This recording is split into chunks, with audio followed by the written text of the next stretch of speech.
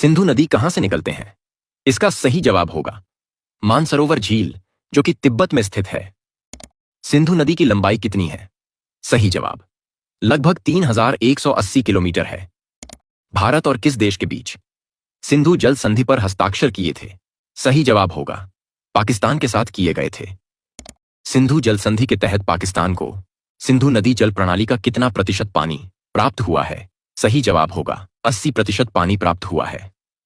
सिंधु जल संधि पर किस वर्ष हस्ताक्षर किए गए थे? याद रखें कि 1960 में किए गए थे। सिंधु नदी इनमें से किस देश से होकर बहती है? इसका सही जवाब होगा भारत, चीन और पाकिस्तान से होकर बहती है। सिंधु जल संधि के तहत भारत सिंधु नदी प्रणाली द्वारा कितना जल वहन किया जा सकता है? सही जवाब होगा 20% किया जा सकता है। सिंधु जल संधि के अनुसार कौन सी नदी पाकिस्तान द्वारा शामिल नहीं होगी? याद रखें कि रावी नदी शामिल नहीं होगी। वर्ष 1960 में भारत और पाकिस्तान के बीच सिंधु जल संधि पर हस्ताक्षर किस शहर में किए गए थे? इसका सही जवाब कराची में किए गए थे।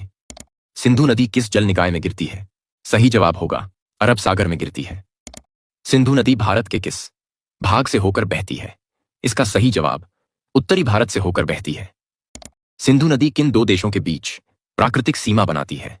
याद रखें कि भारत और पाकिस्तान के बीच